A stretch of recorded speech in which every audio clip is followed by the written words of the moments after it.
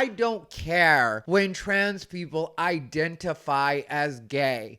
I'm tired of being gay, and this is not a video about dating.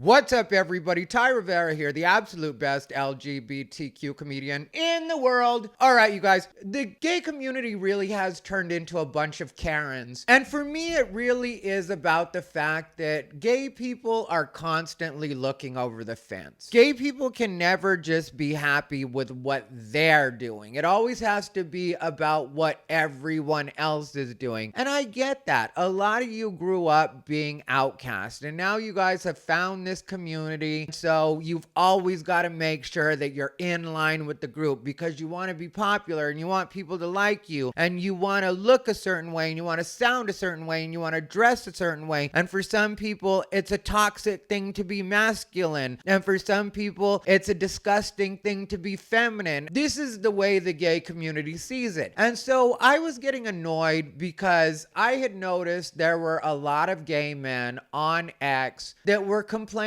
about the fact that trans men were hooking up with gay men in adult cinema, which to me, I don't care what anybody does on adult cinema because I can either choose to watch that or choose not to watch it. Every once in a while, they'll slip something in on a compilation video that I don't care for, I'll tell you that. My eyes! And we'll be using the word relations in place of the three-letter word that starts with an S, ends with an X. I like my vowel, please. An E? One E. Only because sometimes YouTube gets weird about that and thinks you're talking about it too much. And if I'm not careful, I would use that word a lot in this particular video. So instead, I'm going to say relations in place of that word. Sometimes when I'm alone, I relate to myself. I can relate. So what I'm trying to say is I really don't care what people are doing in adult cinema. And when it comes to S workers, I don't really care what they're doing with themselves. That is their business. Literally, it is their business. And that's really the way I feel about it, because when it comes to money, I don't even consider that to be intimate encounter in the traditional sense, because traditionally an intimate encounter entails being attracted to somebody. And when a person is an S worker, they don't always need to be attracted to the person that they're working with that day. I did that kind of work, not on film, for a long time. And I can tell you that probably 90% of the people that I had to work for, I did not have any attraction to at all. Was I still able to perform the way that I needed to? Most definitely, because that's just the way my body worked. But was there any part of me that was truly attracted to these people? And did these encounters have the components that it would usually take for me physically in my personal time to be into somebody? Most definitely not. And so for me, I see things like that the same way. So if they're choosing to do those things, whatever their reason is or whatever their technical orientation is, does not affect my life. But for some reason,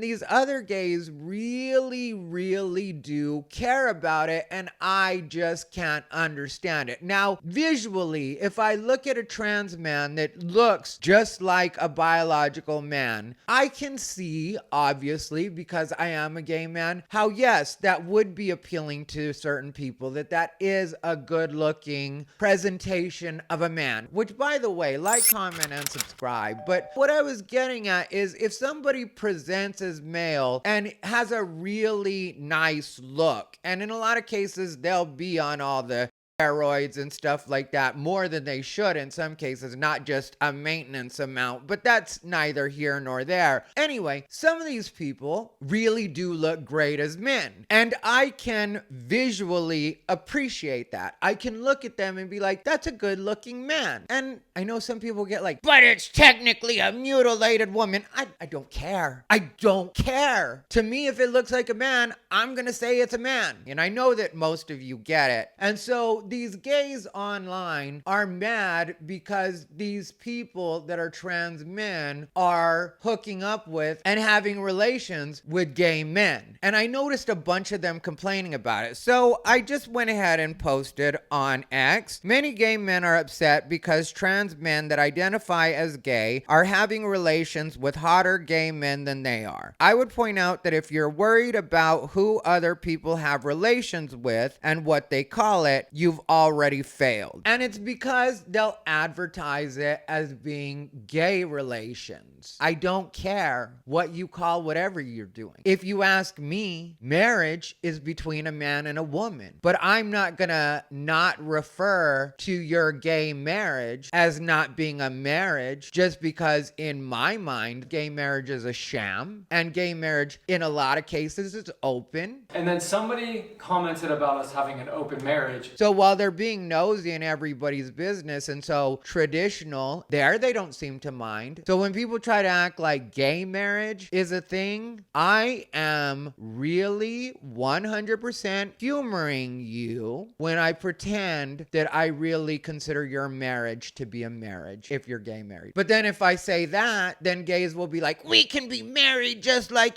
they can have gay relations just like everyone else. So I don't know where you're getting these ideas that you'll be really puritanical and textbook definition on one end, but then when it comes to you and your convenience, then all of a sudden the rules get real loosey-goosey and we're allowed to say whatever we want. And we are allowed to say whatever we want. I barely consider straight marriage to be a thing because a lot of people don't go that traditional route and by the definition of what marriage is supposed to be. And what people don't understand is that to a degree, we're all living in the land of make-believe. I've seen people describe themselves as muscular that aren't muscular. I've seen people describe themselves as thin that aren't thin. I've seen people describe themselves as God-fearing and religious that are not God-fearing nor religious. And all of it, I just take at face value and I say, okay, if that's you, that's you. And if I'm talking to you and this is the current state of make-believe that I'm in, then this is the current state of make-believe that I'm in. But what I'm trying to get at is if I were to be as stringent with everybody else as they are with me, nobody would like me. You would find out that if I were to go by the definitions that I was traditionally raised with everything, marriage, relationships, men, women, what it constitutes to be those things, I would say most of the world, or at least the world around me and what I interact with online, isn't living by the traditions that I would think that you should be living by. But because of the way that I personally have grown to think, because of all the different types of people that I've met throughout my life and how open I've been with just accepting that different people live different ways, and this is something I don't have to work at. I would have to work to be the other way, to tell you the truth. I would have to work to reference my childhood or those definitions of the things that I've mentioned already. That would be work for me, to really have to be like, okay, so this person is supposed to be doing this and this person isn't supposed to be saying this and this person is supposed to behave in this particular way. So that's what would take the work for me, is to have to be having to scan my mental index cards all the time of these traditional definitions of what I was raised to think that these things were. That would take work. But what doesn't take work for me is just to take people as they are, as long as they're not doing anything that's truly deplorable, as long as everything is happening between consenting adults. I'm not going to judge people based off of anything other than the way that people treat me or talk to me. So why are people so comfortable doing that with others? And more specifically, why do people think it's okay to do it with me? Because with these gays, I wasn't telling them that we should redefine redefine what gay relations are. I was just saying, you're looking kind of jealous right now, and I'm not really understanding that, because I gotta tell you guys, even at this point in my life, when I want to hook up, it's easy for me to hook up. I've been choosing to be celibate, you could say, because celibate sounds so pious almost, but it's what it is. I have been choosing not to be on any of the apps and not to hook up for at least the last month and a half, maybe even 2 months, which may not sound like a long time to some of you, but for me, that's a long time. But when I want to hook up, it's easy for me to hook up. I just had somebody hit me up. You know how you have some of those booty calls that will hit you up out of nowhere and be like, hey, you still single? And he is a cute one. I really did like him. But I just haven't wanted to do that because I've really been focusing on me and what it is I need to do. But I've had so much of that interaction between the professional side and the personal side in my life that I don't think about how anybody else is having those relations or what they would term it or what they would define it as, because I've had enough experiences that I don't need to preoccupy myself with the way that other people identify or what they call their relations. But I wasn't at all saying these relations should now be what we call gay relations. And the reason that I know that these people are jealous of what they're seeing, and that's why they're making such a big deal of it, was because the ones that do have pictures are unattractive. And when we're talking about the actors in gay adult cinema, they usually are really good looking, kind of what you would consider to be the picture of masculinity, or if they're on the twink side, the picture of what a twink should be. That's a lot of times what they are. So they are, in certain ways, gay ideals, gay standards when it comes to the looks department. And I really did feel like these unattractive, and in some cases, morbidly obese gay men were just jealous because here are these biological females. In some cases, people refer to them as mutilated females, but when people dehumanize other people by referring to them as mutilated, sometimes I feel like, okay, maybe you're right. This person is a female that has mutilated herself into looking like a beautiful man. But then I look at you, and you are a genetic male, XY chromosome, and this mutilated woman looks better than you do as a man. I mean, if I'm being the honest me, I would be more for the superficial than the genetic. I get it. You're 100% natural. You've never done anything to yourself, and that still doesn't make you beautiful. So if the mutilated her is more beautiful than the biological you, maybe in my world, I side with her because at least she's nice to look at, even if she doesn't look like a traditional woman anymore. And maybe if I went even further into my thinking, I would say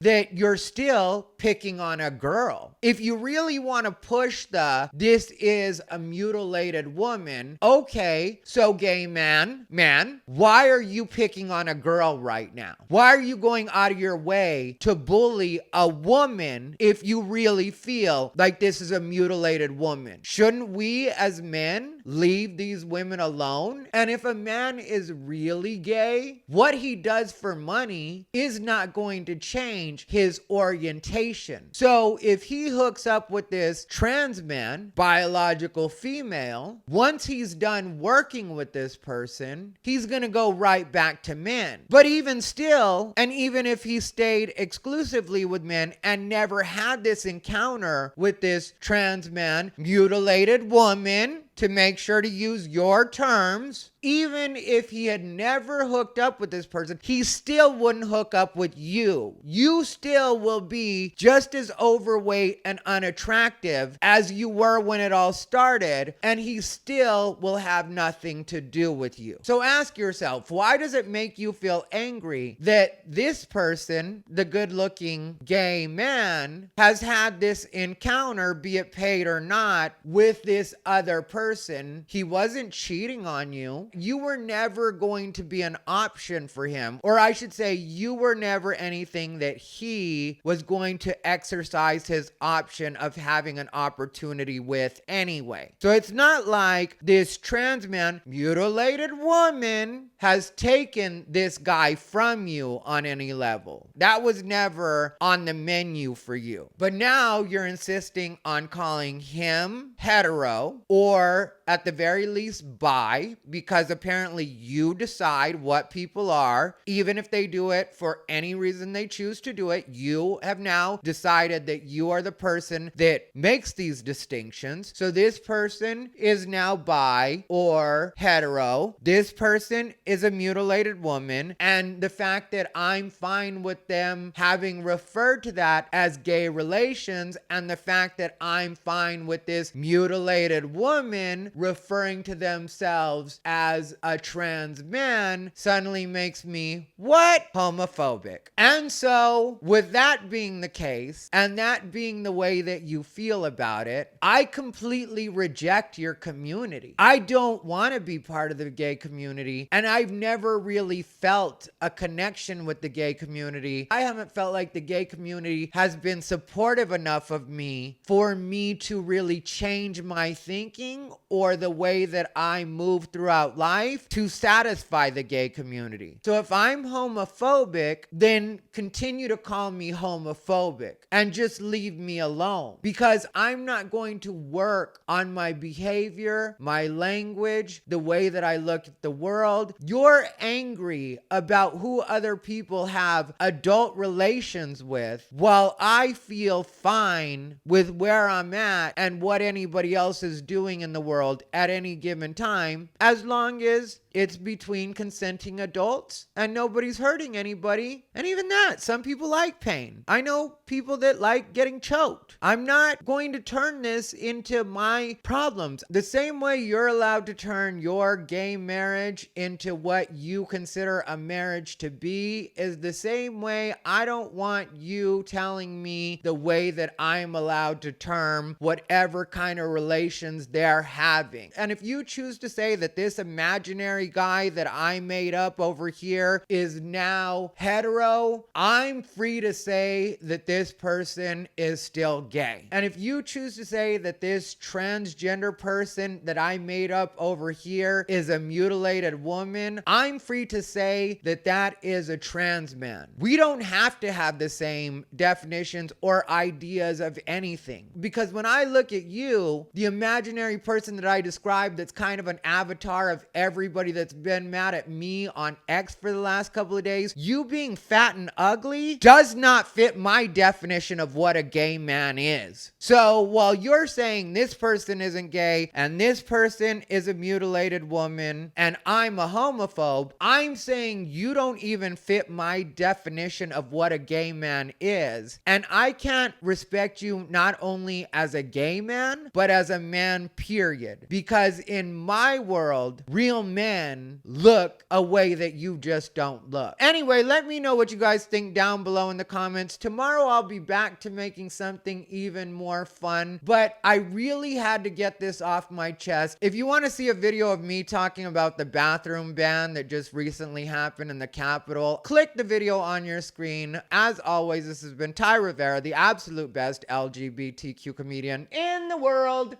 They bought into his bullshit.